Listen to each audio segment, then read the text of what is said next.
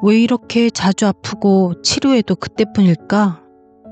만성 통증의 근본 원인은 잘못된 호흡에 있다. 통증 전문의가 알려주는 제대로 숨쉬는 법. 안녕하세요. 책 읽는 여우입니다. 오늘 소개해드릴 책은 통증 호전 및 자율신경계 증상 개선에 매우 중요한 역할을 하는 것이 바로 호흡이라는 신효상님의 호흡 리셋입니다. 저자에 따르면 현대인 대부분이 잘못된 입호흡을 하지만 이를 잘 인식하지 못하고 있다고 하는데요.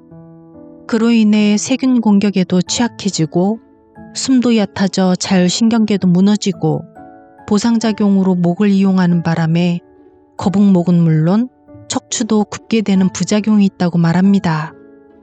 그러면서 돈 안 들고 해롭지 않으니 무조건 따라해보라 라는 직설적인 유혹을 하며 제대로 호흡하는 방법들을 책에서 다룹니다. 호흡은 저 또한 평생 과제처럼 안고 있는 부분인데요. 책에서 소개되고 있는 방법들이 개수가 많지도 않거니와 난이도도 어렵지 않으니 함께 실천해 보시면 어떨까요? 아참, 낭독 전 간단한 문제 하나. 다음 내용이 가리키는 그 방법이란 것이 무엇일까요? 저는 못 맞췄을 것 같습니다. 치매 걸리기 싫지요? 안 걸리는 방법 가르쳐 드릴게요. 돈도 별로 안 들어요. 보청기 끼기 싫죠? 방법 가르쳐 드리면 따라 하시겠어요? 귀가 젊어져요. 새벽에 소변 보러 몇 번 일어나세요? 푹 자게 해드릴까요? 주무시다 깨지 않게요. 정답은 영상 속에. 그럼 호흡 리셋 책의 일부를 함께 들어보실까요?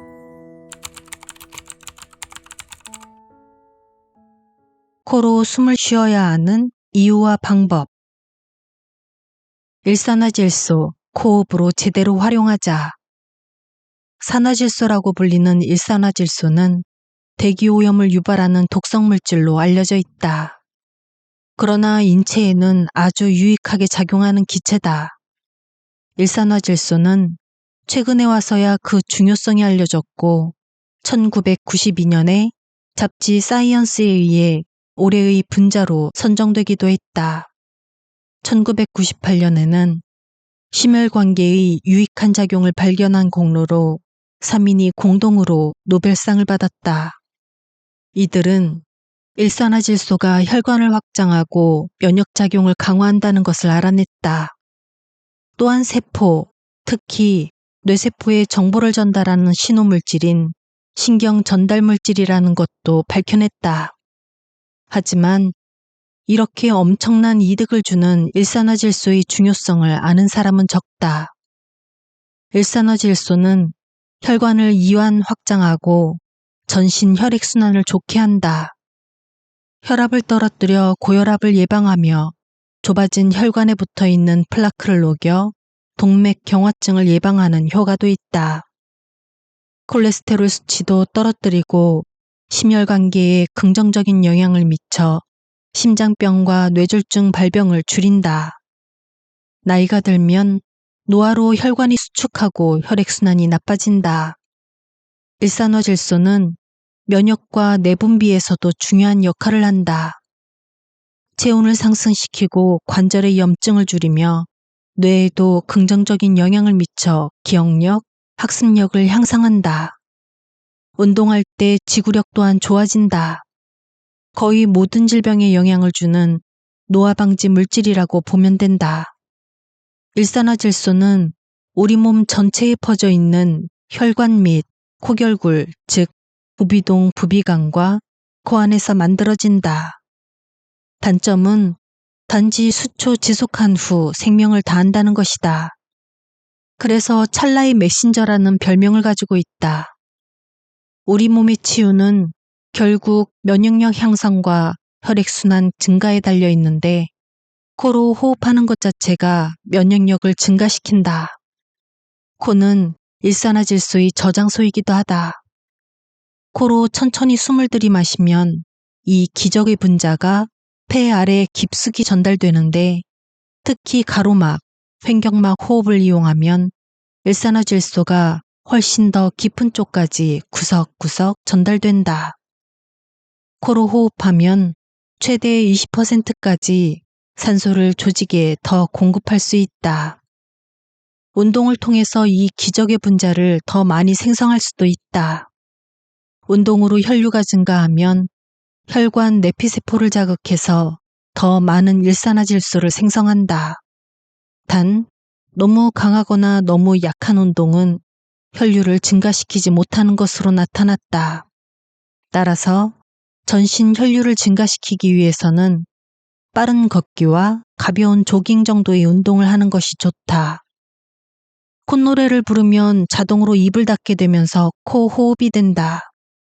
입 호흡이 단점이 극복되고 가르막 호흡 연습에도 도움이 된다.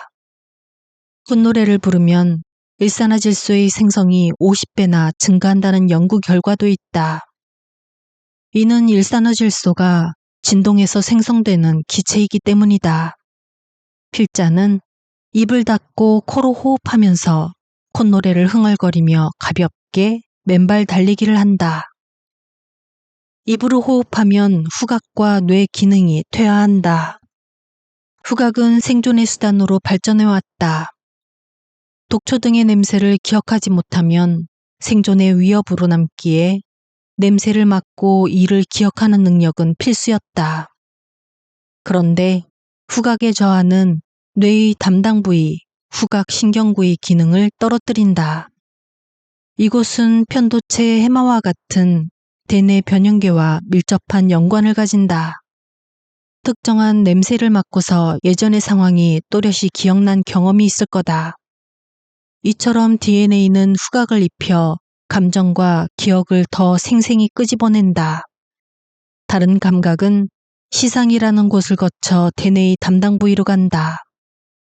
하지만 후각은 거치는 곳 없이 바로 대뇌로 전달되어 상대적으로 속도가 빠르다. 최근에 한국 과학자들이 세계 최초로 뇌 속 노폐물이 빠져나가는 경로를 찾아냈다는 보도가 있다. 뇌에 노폐물이 생기는 건 당연한 거지만 이것이 제거되지 못하면 신경세포가 손상을 입는다. 따라서 노폐물의 처리가 중요한데 네이처에 게재된 논문에서 노폐물이 뇌 척수액을 통해 배출되는 경로를 밝혔다. 논문에 따르면 코 점막 위에 있는 비인두 림프관 망을 통해 목 림프관으로 배출된다. 그리고 노화로 비인두 림프관은 심하게 변형이 오는데 목 림프관은 변형이 크게 없다는 사실도 알아냈다. 연구진은 변형이 없는 목 림프관을 조절해서 노폐물 배출을 쉽게 하는 치매 치료에 중요한 연구를 한 것이다. 코로 숨을 못 쉬면 비인두 림프관은 심하게 변형이 된다.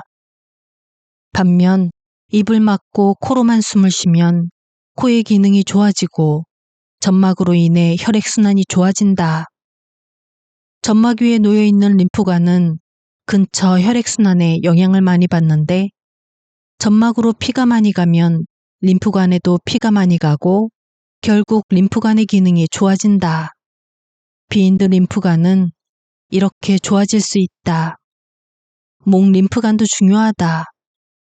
요즘 유행인 림프 마사지로 목의 림프관의 기능을 유지할 수 있으리라 생각한다. 현대인이 제일 두려워하는 질병이 치매다. 목을 마사지하고 단지 코로 숨을 쉬는 것만으로도 예방할 수 있다고 주장하면 허무 맹랑한 소리일까. 필자는 돈 안 들고 해롭지 않으면 무조건 하라 라고 권한다. 그러니 입은 말하고 밥 먹을 때 빼고는 무조건 닫고 있자. 평상시 입으로 하는 호흡은 건강에 치명적이다. 등산을 하거나 헐레벌떡 급하게 뛰면 숨이 찬다. 몸을 힘들게 움직이니 산소가 더 필요하고 그래서 급하게 숨을 몰아쉬는 것이다. 입도 벌리고 가슴으로 힘껏 숨을 쉰다. 단순히 호흡 횟수만 빨라져도 자율신경은 응급 상황으로 받아들인다.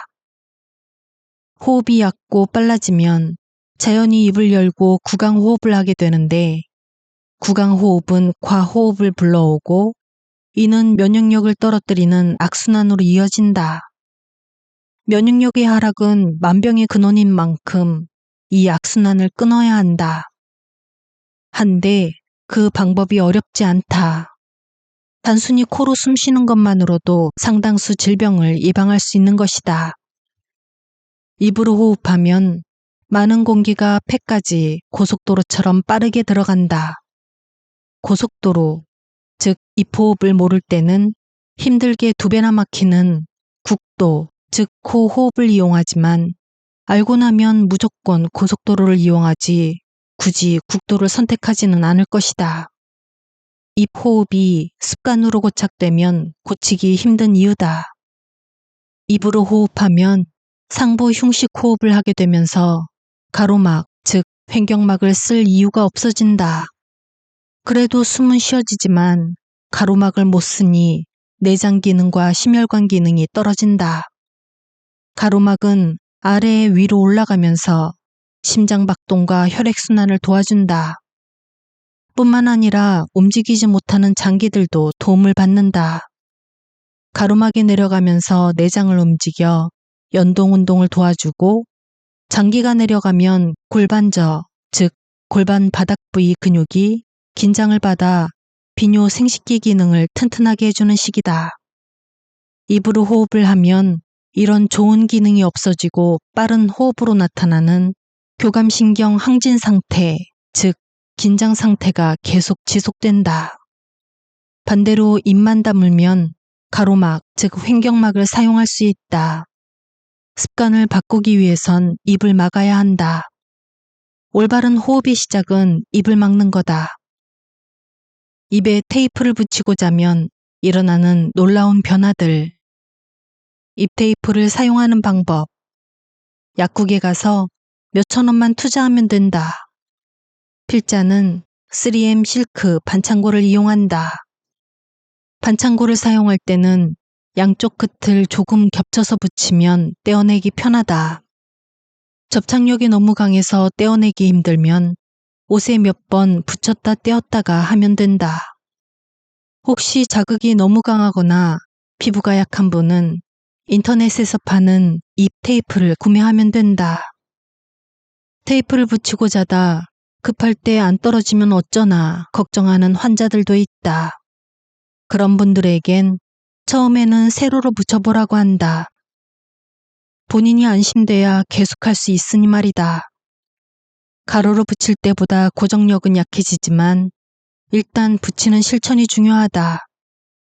처음엔 거의 모든 환자가 일어나 보면 테이프를 찾기 힘들 거다. 환자 대부분이 입으로 숨을 쉬니 저절로 떨어지고 만다. 그래서 테이프를 여러 개 잘라서 옆에 붙여놓으라고 조언한다. 혹시 눈 떴을 때 없어졌으면 또 붙이면 된다. 혹시 숨이 안 쉬어지는데 테이프가 안 떨어지면 어떻게 될까? 수면제나 알코올 등으로 뇌를 억제한 상태가 아니라면 괜찮다. 우리 몸은 스스로 돌아눕거나 의식을 차려서 깨어나게 만든다. 재채기라도 나오면 어쩌냐고? 떼어내면 그만이다. 아니면 그냥 코로 재채기해도 된다. 필자는 기침도 코로 한다. 단점은 코로 재채기하면 콧물이 따라 나오니 항상 휴지가 근처에 있어야 한다. 입 테이프를 붙이는 것이 익숙해지면 X자형으로 붙여도 된다. 필자는 가로로 입을 완전히 봉하고 잔다. 저는 원래 입을 닫고 자요. 라고 말하는 환자도 있지만 잠자는 동안에는 대부분 입이 벌어지기 때문에 꼭 입 테이프를 붙이라고 강조한다. 코결굴은 뇌의 열기를 식혀주는 천연 에어컨. 단지 입에 테이프를 붙이고 자는 것만으로 설명할 수 없던 뇌와 관련된 증상들이 사라졌다. 나이가 들면 모든 남성이 자다가 소변 보러 가기 위해 깨는 증상을 겪는다. 나이 든 여자들도 이런 증상을 꽤 많이 가지고 있다. 자다가 소변 때문에 깨지 않는 것만 해도 큰 축복이다. 특히 전립선 비대증이 있으면 낮이건 밤이건 자주 소변을 봐야 한다. 약을 먹으면 소변 보는 횟수가 복용 전보다 줄지만 그래도 깨지 않고 자는 경우는 드물다. 그런데 입에 테이프를 붙이고 잤더니 이런 환자들도 요이 때문에 깨는 횟수가 획기적으로 줄었다. 현대의학에서는 한밤중에 소변 보러 가는 것을 깊은 수면과 연관시킨다. 깊은 잠을 자면 각종 호르몬을 분비하는 뇌하수체가 항이뇨 호르몬인 바소프레신을 분비한다. 이름에서 알 수 있듯이 소변을 못 보게 하는 역할을 한다. 추운 날 소변 보러 자주 가게 되는 이유가 이 호르몬 때문이다. 추우면 체온을 뺏기지 않으려고 손발로 피를 적게 보내는데 그러면 뇌하수체가 몸 내부의 피의 양이 많아진다고 판단해 물을 내보내라고 이 호르몬의 분비를 줄이는 거다. 얕은 잠을 잘 때도 항이뇨 호르몬이 적게 분비되어 결국 소변을 보러 일어나게 된다. 게다가 입 호흡까지 하면 수분이 상당히 소실되어 목이 말라 깨게 된다. 그 결과 목이 말라 깨고 소변으로 수분을 또 배출시키는 악순환이 반복된다. 코가 원래의 기능을 하면 뇌하수체가 제대로 작동한다. 뇌하수체 앞에는 공기주머니가 있는데 코로 숨을 쉬면 공기주머니에도 바람이 들어가서 환기가 된다. 이를 베르누이 효과라고 하는데 공기의 흐름이 빨라지면 압력이 낮아지는 현상이다. 공기주머니는 작은 구멍을 통해 넓은 비관과 연결되어 있는데 찬바람이 들어가면서 공기의 흐름이 빨라진다. 천연 선풍기나 마찬가지다. 뇌를 식혀서 뇌하수체 주변이 적절한 온도를 유지함으로써 항이뇨 기능을 최적으로 할 수 있다. 자다가 소변 보러 가지 않는 이유다. 뇌는 체중의 2%밖에 되지 않으면서 전체 에너지의 20에서 25%를 소비한다. 산소 소비량도 전체의 20% 정도 된다.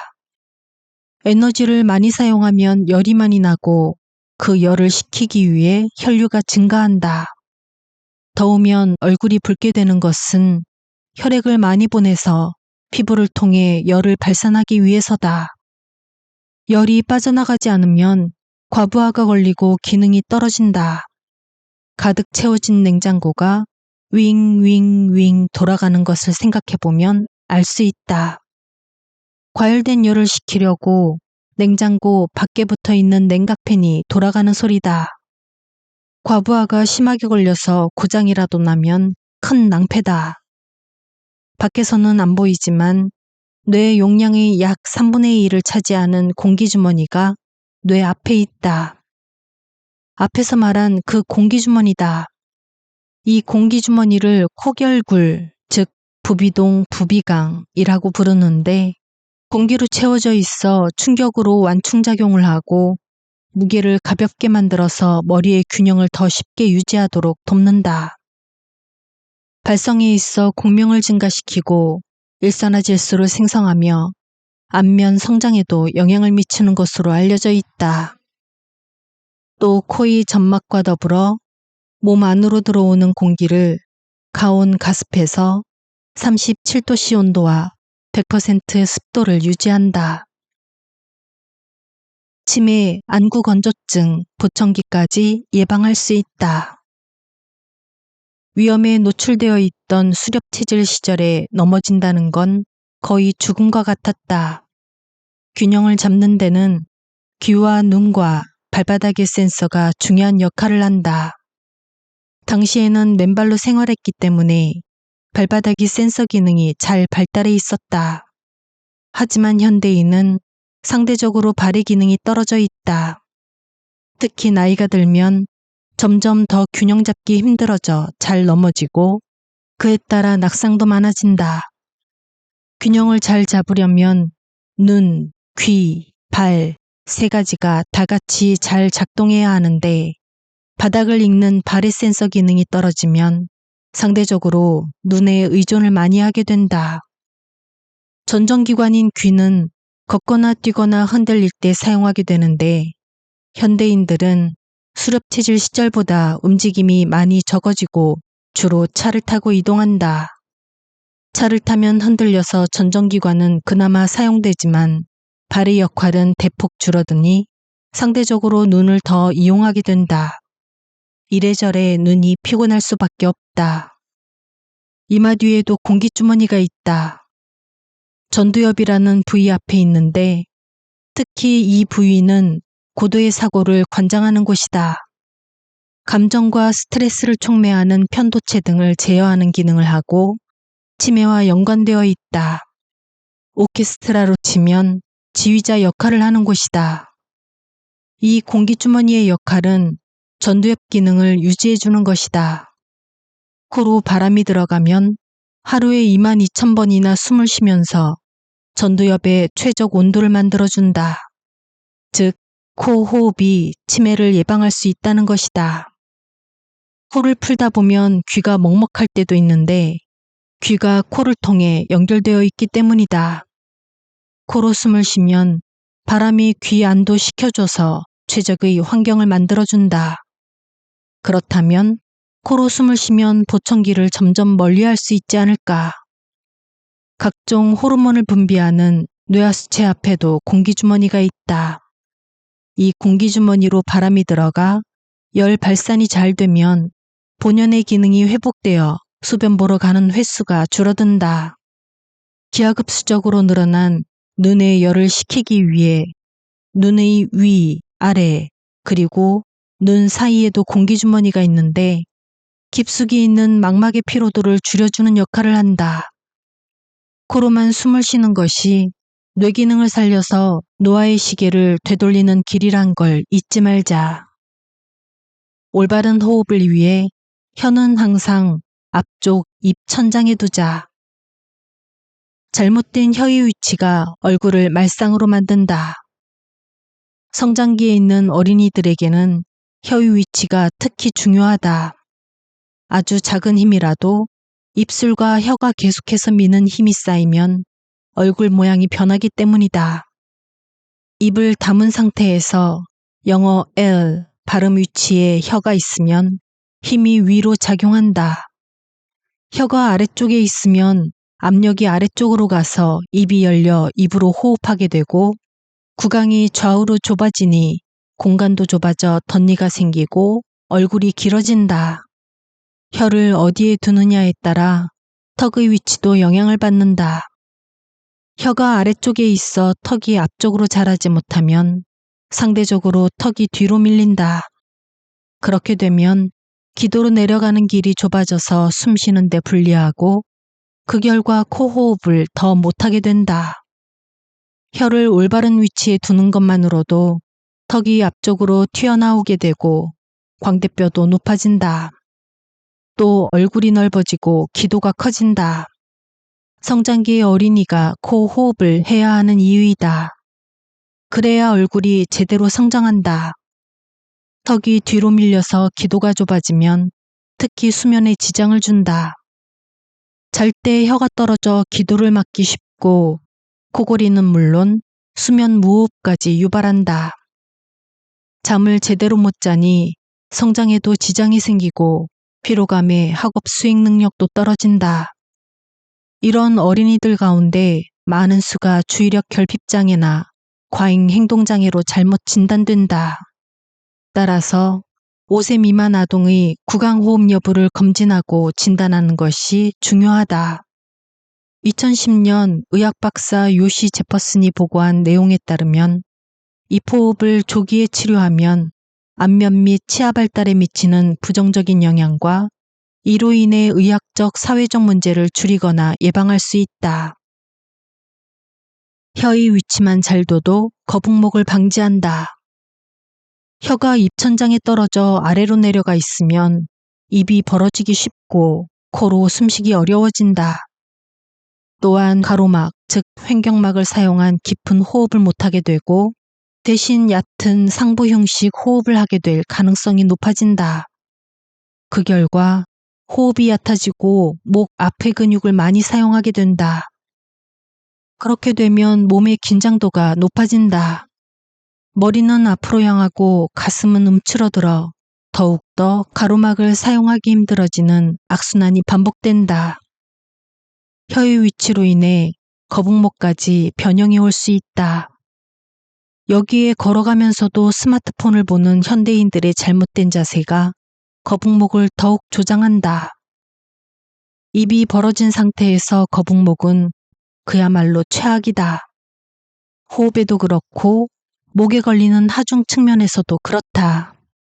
그런데 혀의 위치만 잘 두어도 이러한 문제는 해결된다.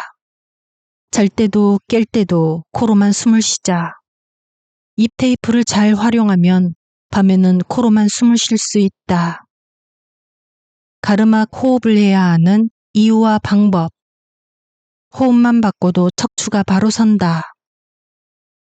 숨을 쉬면서 올바른 자세를 유지하는데 가로막, 즉 횡격막의 역할이 매우 중요하다. 상부 흉식 호흡은 약한 목 근육을 사용하기 때문에 근육이 과긴장되고 머리도 앞으로 나온다. 거북목이 되고 가슴은 움츠러들어 좁아지며 등도 굽게 된다. 척추가 바른 모양이 아니므로 아래쪽 허리뼈도 이를 보상하기 위해 틀어지면서 안정감이 떨어진다. 그러면 역으로 상부 흉식 호흡을 안 하면 안정성이 생길까? 가로막 아랫부분은 허리뼈 1번, 2번, 3번 앞쪽에 붙어 있다. 숨을 쉬면 붙어 있는 허리뼈에 자극을 준다. 가로막이 수축하면서 허리뼈를 잡아당기니 당연히 자세에 영향을 준다. 가로막 호흡을 사용한 사례를 검토해보자. 가로막, 즉 횡격막을 튼튼하게 하면 어떤 장점이 있는가를 조사하기 위해 요통을 앓는 28명의 환자를 대상으로 가로막을 단련시키는 실험을 했다. 참가자들은 두 그룹으로 나누어 고강도 그룹은 최대 들숨의 60% 정도로 가로막을 단련시켰고 저강도 그룹은 최대 들숨의 10%만으로 훈련했다. 그 결과 저강도 그룹은 가로막의 강화 효과도 요통의 개선도 없었다. 이에 반해 고강도 그룹은 가로막의 근력이 향상됐고 복강내압이 증가해 몸통이 안정되었으며 요통도 감소했다. 이는 가로막을 이용해서 숨쉬는 연습만 하더라도 요통을 개선할 수 있다는 증거다. 가로막의 기능이 떨어지면 복강내압을 증가시키지 못하게 되고 그렇게 되면 척추가 불안정해지고 몸통을 제대로 지탱하지 못해서 허리 통증이 생길 수 있다. 우리는 무거운 물건을 들 때 배에 힘을 준 다음에 든다. 복강의 압력을 증가시켜 몸통을 안정시키기 위해서다. 가로막이 수축하면 아래로 내려가면서 뱃속의 장기들을 아래와 앞뒤로 밀어낸다. 이때 아래에 있는 골반저, 즉 골반 바닥 부위 근육은 단순히 밀리기만 하는 것이 아니라 보통은 20% 정도 더 강하게 힘을 주면서 그 압력을 견딘다. 물론 평소에 가로막을 이용한 호흡을 하지 않으면 골반저 근육을 쓸 일이 없다. 그러면 약해져서 처음에는 잘 버티지 못한다. 약화를 방지하기 위해 틈틈이 항문 조이는 연습을 해서 골반저 근육을 사용해야 한다.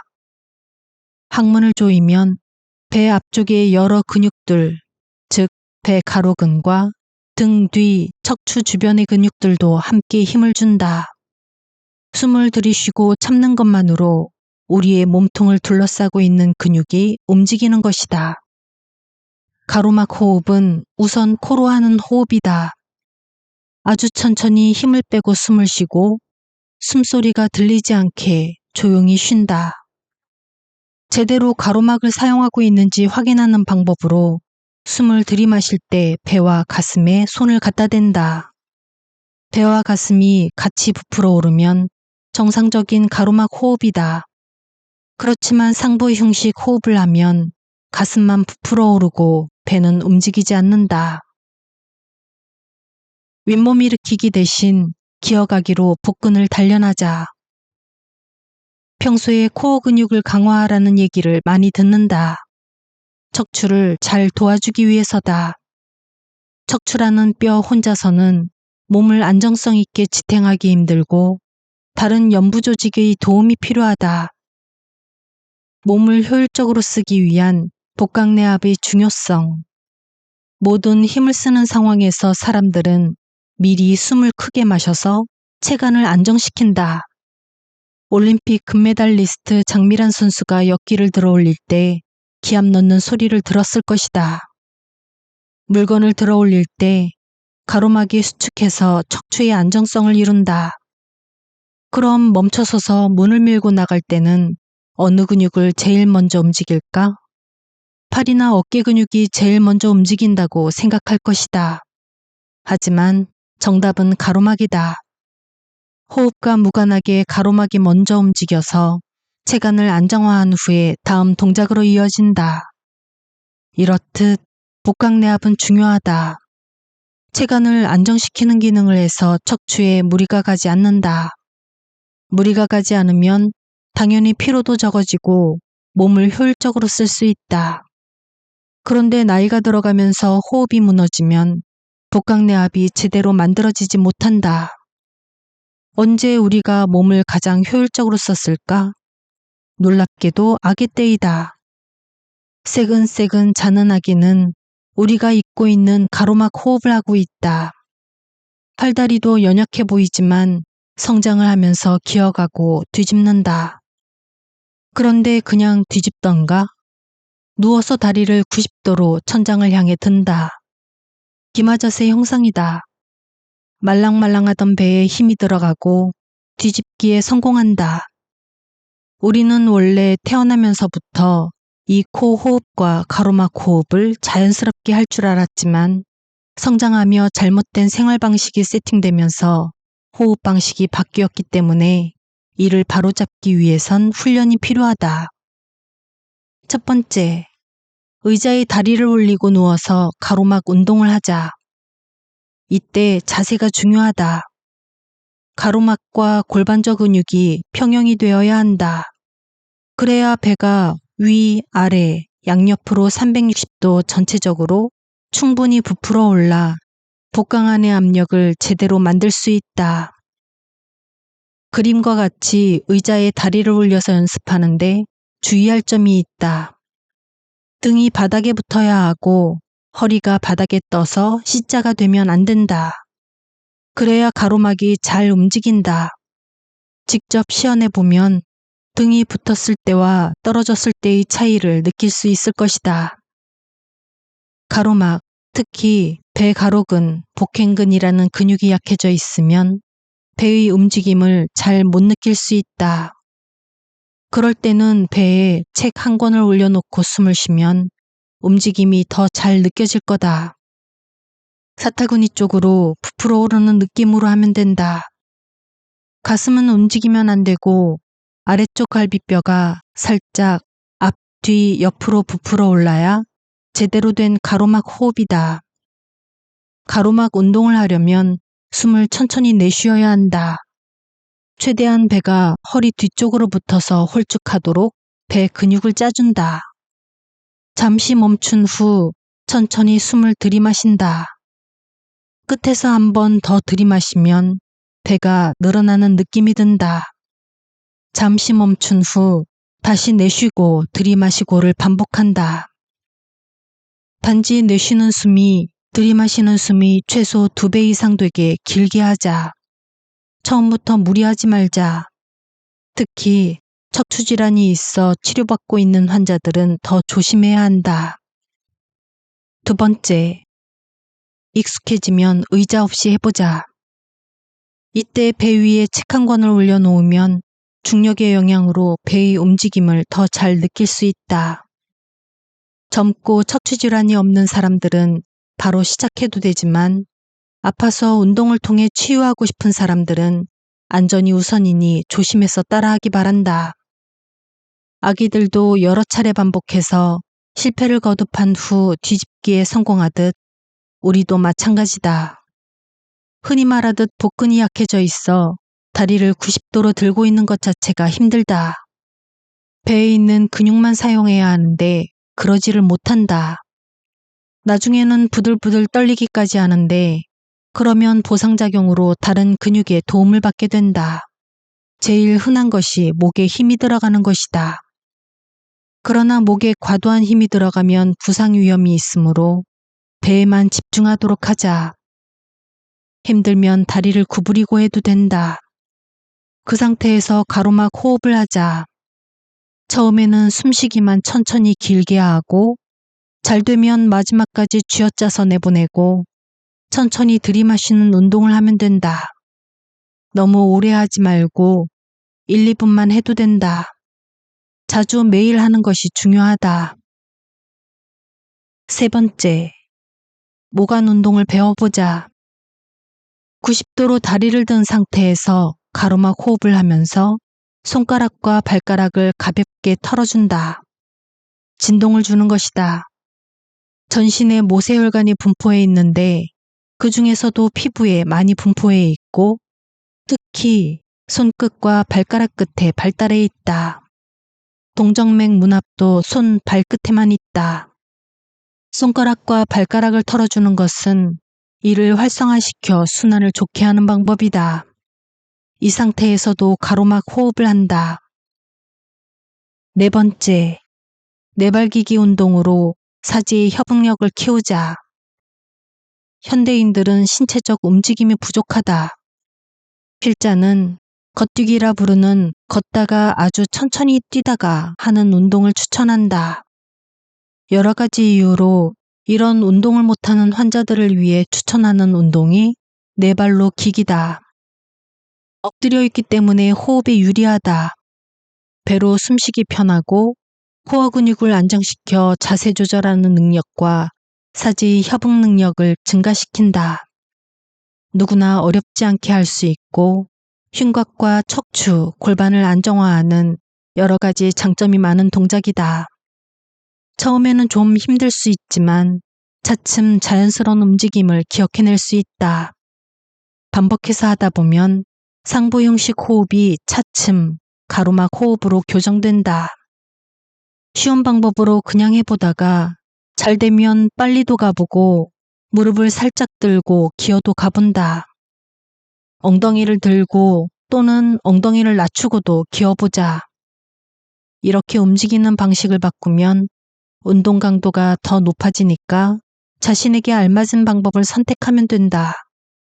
딱딱한 바닥은 다칠 수 있으니 이불을 깔고 하고 만약 통증이 생기면 즉각 중지해야 한다. 윗몸 일으키기는 배 근육을 단련하기 위한 운동으로 자주 등장하는데 올바른 동작으로 하지 않으면 오히려 건강에 해로울 수 있다는 의견도 있다. 배 근육을 단련하는 것은 척추를 튼튼하게 하기 위한 것이다. 어릴 때 배웠던 누워서 기어가기는 복근을 단련시키는 동시에 몸통 전체의 조화로운 움직임을 증진한다. 공간이 좁으면 앞뒤로 조금씩만 움직여도 된다. 그림은 아기 때의 내발기기 자세다. 목을 뒤로 너무 젖히지 않는다. 대부분의 환자는 목에 변형이 와 있어 너무 젖히면 통증이 발생한다. 목을 젖히는 것이 아니라 가슴 위쪽을 늘리는 느낌으로 가슴을 들어야 한다. 손목 잡고 네발 기기. 손가락으로 네발 기기. 호흡근의 주역인 갈비사이근을 단련하자. 노화하면 호흡 능력이 떨어지고 호흡근도 기능이 약화된다. 호흡근은 하루 종일 잠시도 쉬지 않고 2만 번 이상 움직인다. 가로막, 즉 횡격막과 갈비사이근, 즉 늑간근이 대표적인 호흡근이다. 이 중 가로막은 깊은 호흡을 통해 강화된다는 것을 앞서 설명했다. 그러나 갈비사이근은 호흡만으로는 단련이 안 된다. 일반적인 근육과 다른 성격을 가지고 있어서 반드시 조깅, 에어로빅 같은 유산소 운동을 해야 한다. 필자는 빠르게 걷기와 천천히 달리기를 추천한다.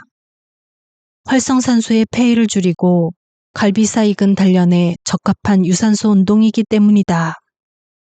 나이가 들어감에 따라 숨을 충분히 내쉬지 못하는데 이는 내쉬게 하는 근육의 힘이 떨어지기 때문이다.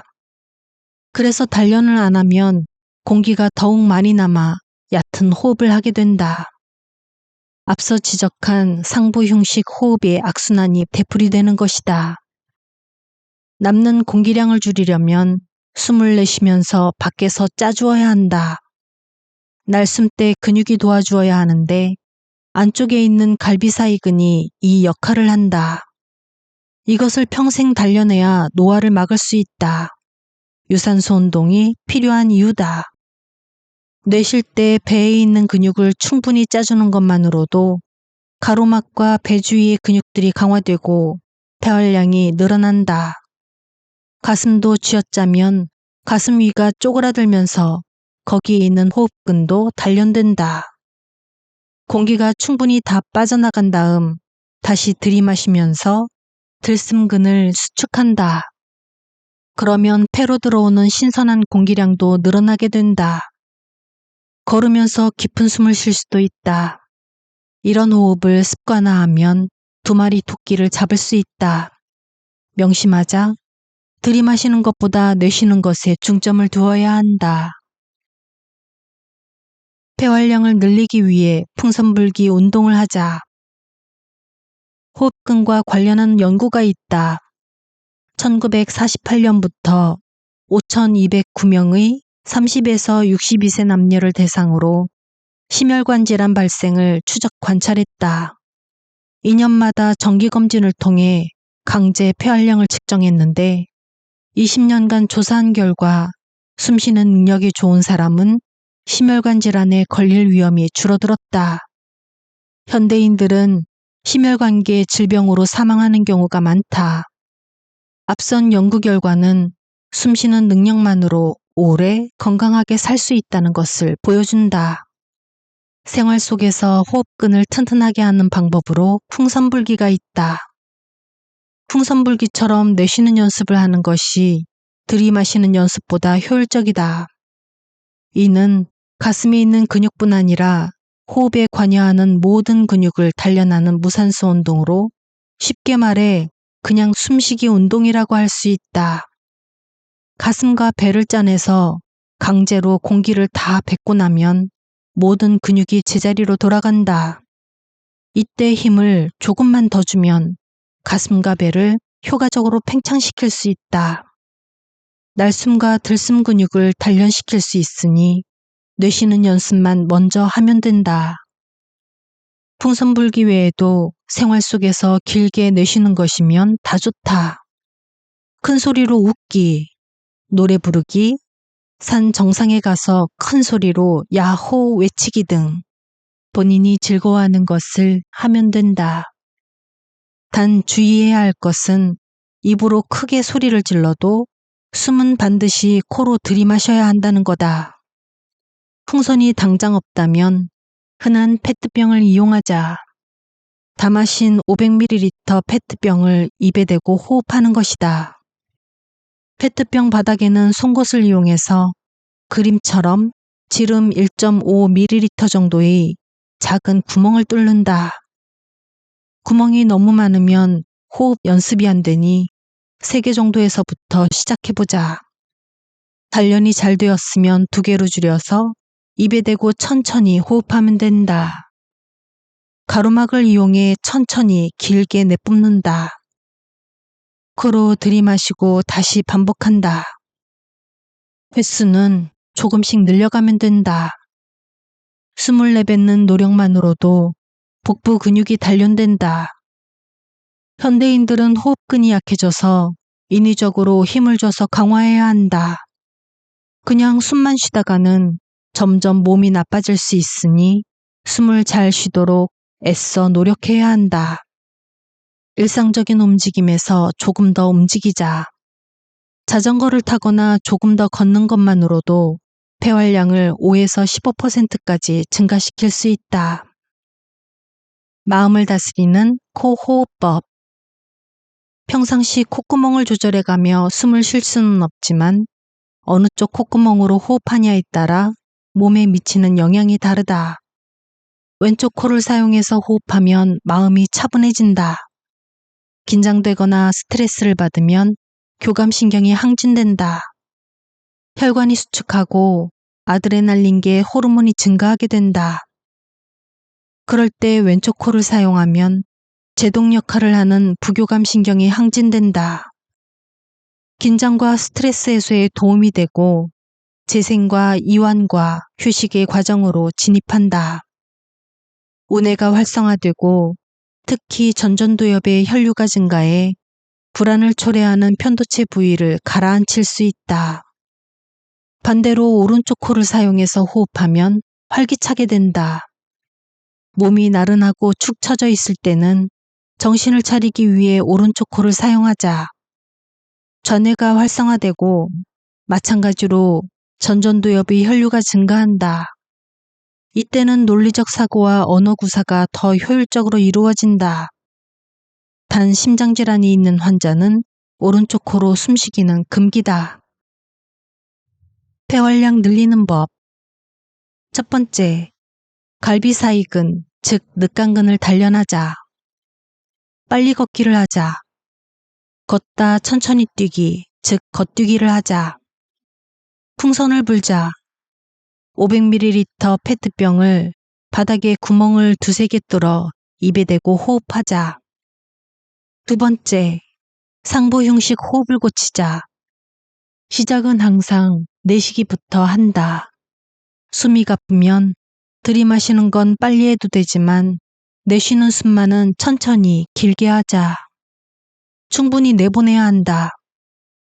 들숨 대 날숨 비율을 1대2로 내쉬는 숨이 들이마시는 숨의 2배가 되도록 하자. 엎드려서 숨을 쉬자. 바로 누워서 의자에 다리를 올리고 배로 숨을 쉬자. 등받이 없는 의자에서 엉덩이 밑에 손을 넣고 호흡하자. 어깨의 움직임을 막는 효과가 있어 가로막으로 숨쉬기 편하다. 팔걸이가 있는 의자에 앉으면 팔걸이를 잡고 힘을 줘서 어깨를 내리면서 숨을 쉬자. 잘 안 되면 전신으로 숨을 쉬자. 숨을 내쉴 때 배와 가슴이 쭈그러들게 온몸으로 쪼그려 앉자. 숨을 들이마실 때 허리를 펴면 안 된다. 가슴으로 숨을 들이쉴 가능성이 높다. 쪼그리고 앉아서 숨을 쉬자. 허리가 어느 정도 굽으면 긴장이 풀리고 가로막으로 숨쉬기가 훨씬 편해진다. 세 번째, 8-4-4 호흡을 하자. 날숨과 들숨, 멈춤 비율이다. 8초 내쉬고 4초 들이마시고 4초 참으면 된다. 긴장되거나 스트레스 받았을 때 하자. 부교감 신경을 증진한다. 처음부터 8-4-4를 하긴 힘드니 자신에게 맞게 호흡 횟수를 조절해서 시작한다. 4-2-2. 그 다음은 6-3-3. 그 다음은 8-4-4. 이렇게 늘려가면 된다. 네 번째, 결맞음 호흡을 하자. 날숨 대 들숨 비율을 1대1로 하는 호흡으로 가장 이상적인 호흡이다. 날숨을 길게 하는 것보다 자율신경 조절 기능이 더 뛰어나다. 편안한 자세로 앉거나 눕는다. 한 손을 배에 올려놓는다.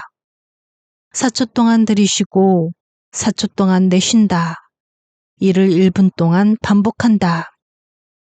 그 다음에는 들숨과 날숨을 각각 5초로 늘린다. 마지막으로 들숨과 날숨을 6초로 더 늘린다. 할 수 있는 만큼 조절해서 4에서 6초 사이에서 하면 된다. 배로 깊게 호흡하는 것이 중요하다. 가슴으로만 얕게 호흡하지 않도록 주의해야 한다. 호흡을 강제로 하거나 더 많은 공기를 들이마시려고 노력할 필요는 없다. 호흡의 길이가 늘어남에 따라 자연스럽게 더 많은 공기를 흡입하게 될 것이다. 365 호흡으로 외우자. 하루 3회 이상 1분에 6회의 호흡. 매회 숨을 5초씩 들이마시고 5초씩 내쉰다. 이걸 365일 반복하자. 5.5초 호흡법. 가장 효율적인 결맞음 호흡이다. 알파파가 나온다. 깊은 명상을 한 효과를 볼 수 있다. 5.5초 내쉬고 5.5초 들이마시면 분당 5.5회가 된다. 이지 메트로놈 앱을 이용하자. 분당 11회로 맞추면 5.5초 호흡이 된다. 낭독은 여기까지입니다. 저는 한동안 베개를 사용한 적이 없는데요. 목주름이 생기는 것도 싫고 베개가 높으면 안 된다 라는 옛말을 어디선가 듣고 고집을 부렸었습니다. 믿기지 않으시겠지만 어느 날 전 제 코 고는 소리를 듣고 깼어요. 흔하지 않은 일이지만 자는 동안 무슨 일이 있었는지는 모를 일입니다. 입호흡 또한 수면 중 일부 하고 있으려나? 수면의 질을 높일 수 있는 많은 방법들이 있으니 작은 것부터 실천해 보시는 것도 좋겠습니다. 행복한 하루, 편안한 밤 되세요.